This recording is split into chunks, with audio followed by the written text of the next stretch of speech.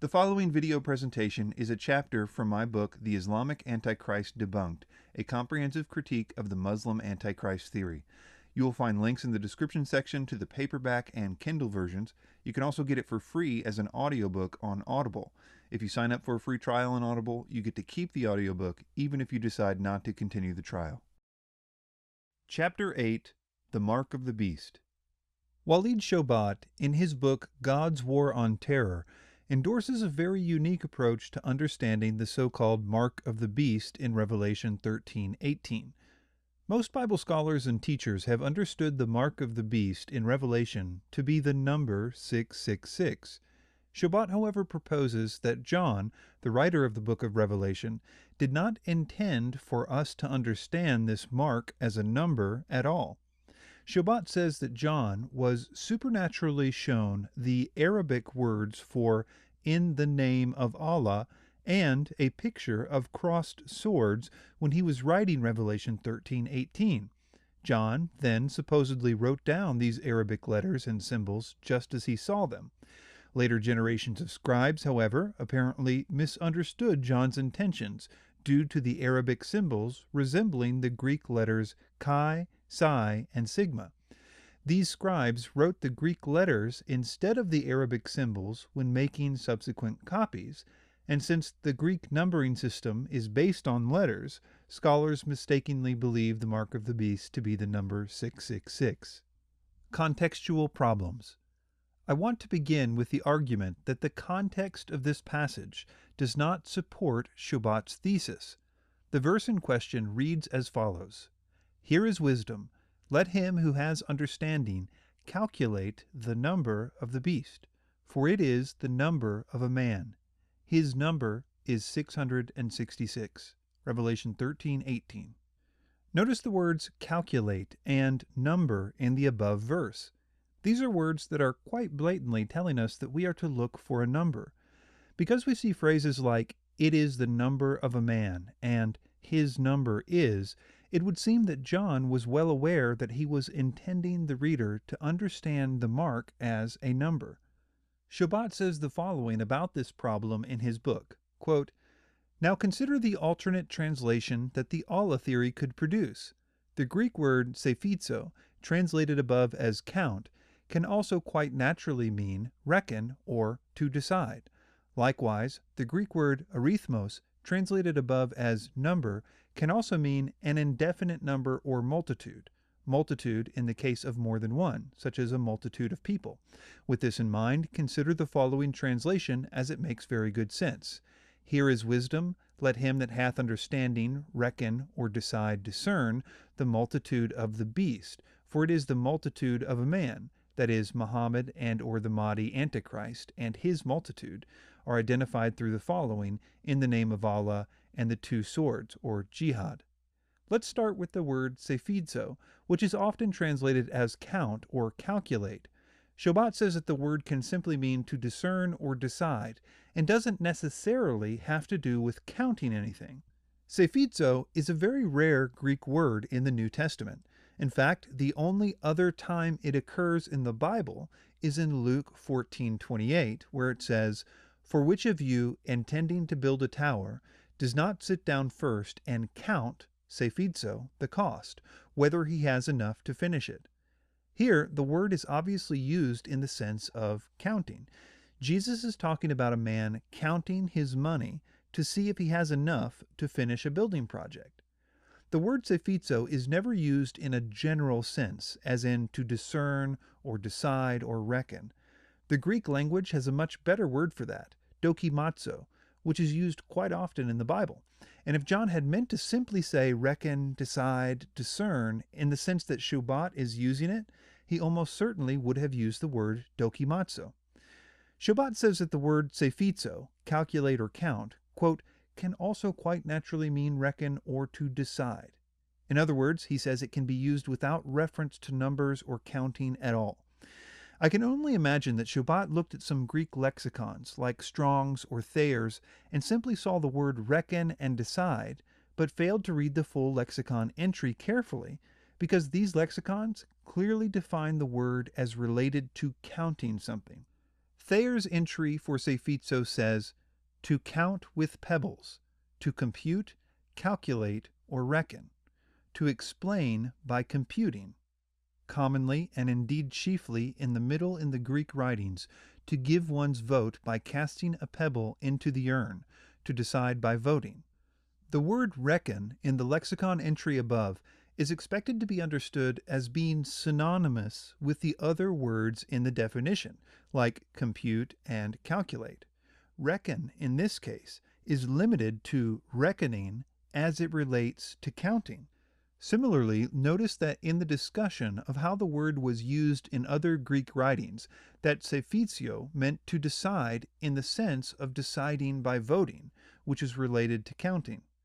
After consulting every major Greek lexicon that I have available to me, I have not found a single one that would allow Sefitso to be used in the way that Shoebat uses it. If Shoebat would like people to believe his translation, I would suggest that he needs to produce a Greek scholar or some very good argumentation that would be sufficient to overturn the understanding of this Greek word in the scholarly world. The word number, which is used 3 times in Revelation 13:18, comes from the Greek word arithmos, which is where we get the English word arithmetic. Shoebat translates this word as multitude. While it is true that the word arithmos can mean multitude, it cannot be used the way that Shoebat is using it. Lexicons give 2 possible definitions for arithmos. Number 1, a fixed and definite number, and number 2, an indefinite number, a multitude. The second definition is only using the word multitude in the same way that English speakers use the word number to describe an indefinite number.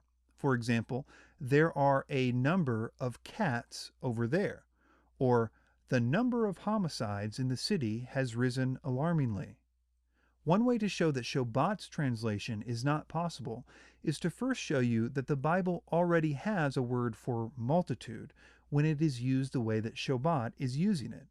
The Bible uses the Greek word aklos to refer to a crowd of people, and it does so 175 times in the Bible, including 4 times in the book of Revelation, Revelation 7:9, 17:15, 19:1 and 6.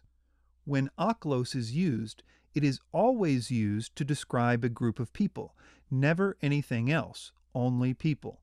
So, for example, Matthew 9:8 says, "Now when the multitudes, or aklos, saw it, they marveled and glorified God, who had given such power to men." A good way to see the difference in these 2 words is to try to substitute the word arithmos, or number, for aklos, or multitude, in the same verse we just got done mentioning. So in this case it would read, "Now when the number saw it, they marveled and glorified God, who had given such power to men." In this case we would wonder, the number of what? It requires a subject because the second definition of arithmos simply means an indefinite number, where aklos means a group of people. That's it, only people. I again referenced every lexicon I have available to me and did not find a single one that would allow for Shoebat's interpretation of this passage.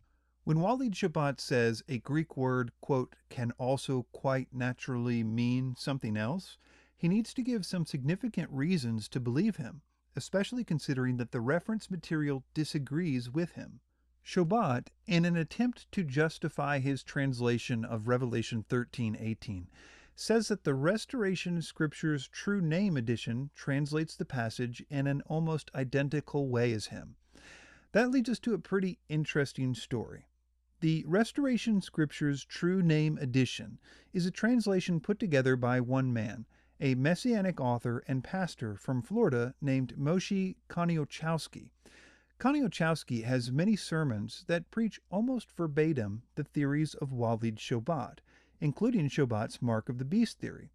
In fact, I started to expect plagiarism on the part of Shoebat when reading over Koniuchowski's material, since it was written long before Shoebat published his books. Then I discovered the Simon Altoff connection. Simon Altoff was a member of Koniuchowski's ministry team at one time and heavily influenced Koniuchowski's end times teachings. Walid Shoebat was a good friend with Altoff in the early days of Shoebat's ministry, In fact, they wrote a book together called This Is Our Eden, This Is Our End, which is now out of print. 2 years before Shoebat's book, God's War on Terror, came out, Simon Altoff wrote a book called Islam, Peace, or Beast about the Islamic Antichrist doctrine, which included the exact material on virtually every topic Shoebat covers, including the Mark of the Beast material that later appeared in Shoebat's book. Simon Altoff accuses Walid Shoebat of plagiarizing his work in an article on his website, and the two are no longer friends. Altoff's book was published originally by Your Arms to Israel Publishing, which is Moshe Koniachowski's ministry. Shoebat has since accused both Altoff and Koniachowski of being, quote, cult leaders, which practice polygamy and bad doctrine. And it should be noted that both Altoff and Koniachowski do not deny that they practice polygamy and seem quite proud of that fact. So, to sum up this point, Walid Shoebat, in an attempt to justify his translation of Revelation 13:18, points us to a self-published Bible, which he admits was written by a cult leader that he personally knows. In addition, Shoebat himself clearly influenced the translation of Revelation 13:18 in Koniachowski's Bible, either directly or, if you believe Simon Altoff, Altoff influenced Koniachowski with the exact same arguments that Shoebat would later steal from Altoff. Either way, this is an absolute mess, and Shoebat does not gain an ounce of credibility for his decidedly awful translation of Revelation 13:18 by citing Koniachowski's Restoration Scriptures True Name edition. Let's move on to examining Shoebat's thesis about the Mark of the Beast from the Greek text itself. When making his case on the Mark of the Beast, Shoebat puts particular emphasis on the facsimile of Codex Vaticanus that is in the library of Bob Jones University. Shoebat claims that when he visited the library, he was surprised to find that he could read the 666 section of Revelation 13:18 because, quote, it was in Arabic. The following is a picture of the two relevant pictures that are typically shown to demonstrate this theory. The top image is of the Arabic words, in the name of Allah, followed by a picture of crossed swords. Remember, Arabic is written from right to left. The bottom image is from the copy of Codex Vaticanus at the Bob Jones University. There are misrepresentations in virtually every aspect of these images, but I think that the best place to start would be with regard to the history of this copy of the Codex Vaticanus and its lack of relevance to Shoebat's thesis. Throughout Shoebat's book, he continually tells his readers that the codex he saw at Bob Jones University is dated to 350 AD. This is significant because Shoebat is trying to get us to believe that the earliest copies of Revelation 13:18 looked like the image he is presenting. So convincing his readers that the image he shows them is a very early copy of Revelation is paramount to his theory. The problem is that while much of the copy of Codex Vaticanus is dated to around 350 AD, the book of Revelation, where we find this verse, was not included in the original and was added by a scribe in the 15th century. The styles of writing between the early portions of the Codex and the book of Revelation are vastly different. The style of the Greek text in the picture Shoebat shows his readers is called minuscule, and it wasn't even invented until around the 9th century. All of the early Greek writings of the New Testament were written in a style known as unical, which looks nothing like Arabic. In the image above, from the P47 fragment of Revelation, which is dated to around 250 AD, you will notice that the Chi, Xi, Sigma, that is 666, look very different than the way it is presented by Shoebat. The same is true with every single early copy of the book of Revelation, such as the P115 fragment, in which you can see that, for example, the Sigma looks very simple, like the English letter C. All early Greek writings were written in a completely different way than in the picture Shoebat shows. Remember, this is a picture which he dishonestly says was written in 350 AD, when in fact it was written over 1,000 years later in a type of Greek writing that would have been completely foreign to John or any other Greek writer at the time. As I said earlier, there are misrepresentations in virtually every aspect of Shoebat's images, so I will need to take this section by section in order to debunk it.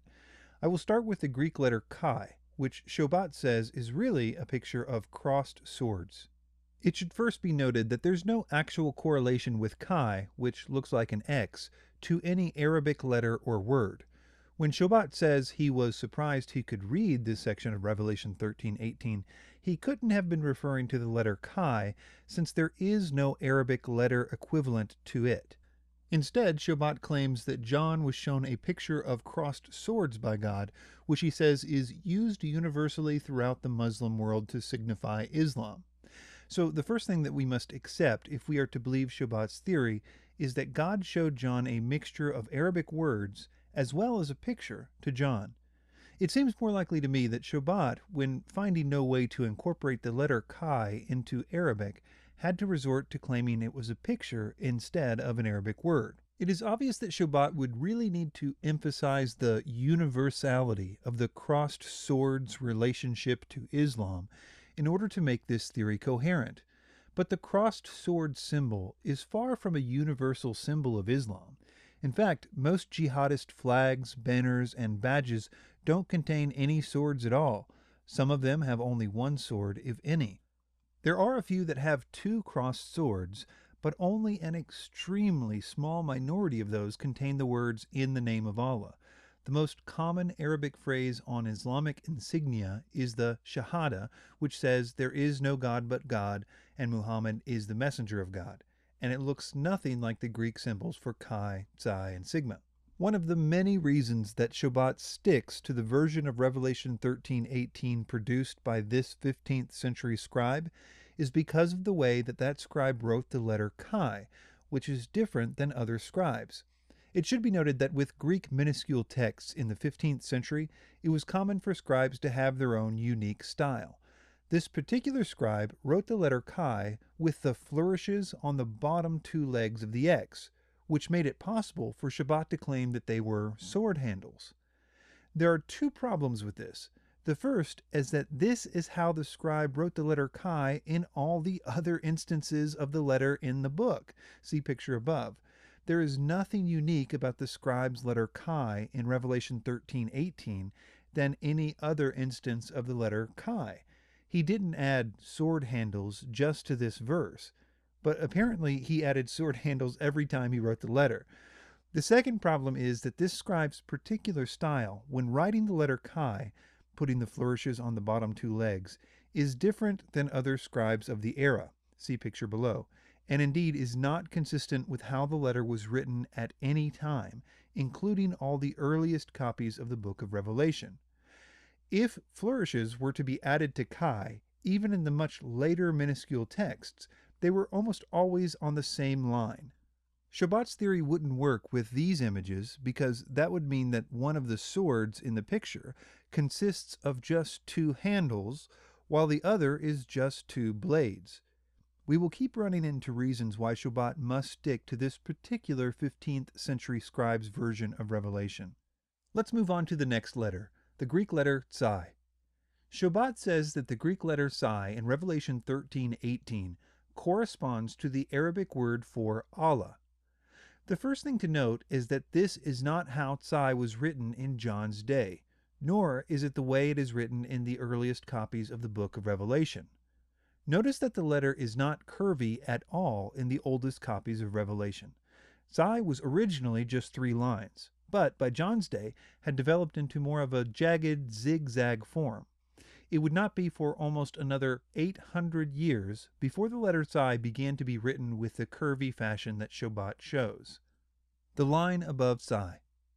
Here again we will see an example of why Shoebat emphasizes this 15th century version of Revelation in the Codex Vaticanus above all others. Notice that the line above the letter psi is only above that letter in this illustration, though it must be said in the actual Codex Vaticanus the line extends just a little bit more over the other 2 letters, which will be important later. Also notice the flourish that the scribe adds to the line.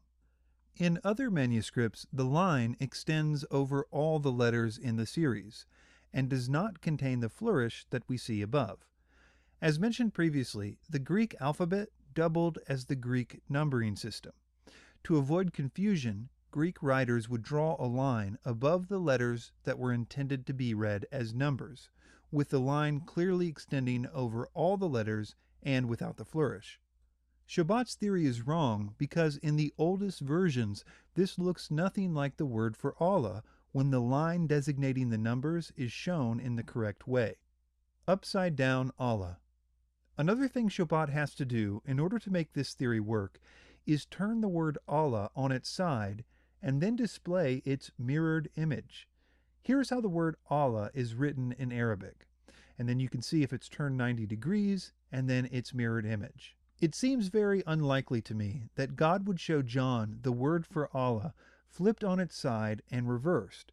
It's even harder to believe that if John saw the word for Allah right side up originally, that he would have decided to flip it around and reverse it himself. Shoebat deals with this problem by saying that in some cases, like when the word for Allah is written on a circular object such as a coin, it can be written on its side. This may be true for circular objects, but it's not true in any other case, nor does this explain the reversal of the word. It's just as wrong for Islam to write a word on its side and reversed as it is for an English speaker to write an English word on its side and reversed. I believe that just as in the case of the crossed swords, Shoebat is doing everything he can to force Arabic words and symbols into the Greek alphabet. The Greek letter sigma. Shoebat says that the Greek letter sigma in Revelation 13:18 is really the Arabic word bismi, which means in the name of. Here again, the Greek letter sigma looks nothing like it would have in the era that the early copies of the New Testament were written. In the image above, notice the absence of the dot that appears in the image below. In the case of bismi, the dot is a very important part of the Arabic word, but is not and never has been a part of the Greek letter sigma. The dot, seen in the 15th century Greek text that Shoebat uses, was actually a period, since the chapter ends with the number 666. Punctuation marks were not even added to this text until well after the 15th century. In conclusion, we have seen that Shoebat's theory fails in several ways. His attempt to rewrite Revelation 13:18 by explaining away the words for count and number was utterly ridiculous, defining Greek words in a way that no Greek lexicon or Bible dictionary agrees with. His pointing to Koniuszowski's Restoration Scriptures True Name Edition was almost funny, considering that he influenced Koniuszowski's translation, and that Shoebat himself considers Koniuszowski to be a cult leader. We also have seen that Shoebat continually misrepresents his key text of the Codex Vaticanus in the Bob Jones University Library, without which his theory cannot work, as being written in 350 AD, when in fact the section of Revelation in that book was written in the 15th century. We have seen that in order to make the Greek texts look like Arabic, he has to insert an image, cross swords, instead of letters, turn the word Allah on its side and reverse it, act as if the line that the Greeks used to designate numbers was connected only to Xi, pretend that a period added very recently by a scribe was in the original and is actually an Arabic symbol, and above all, act as if the Greek minuscule text was somehow known of by scribes in the 1st century, despite the form of writing not being invented until the 9th.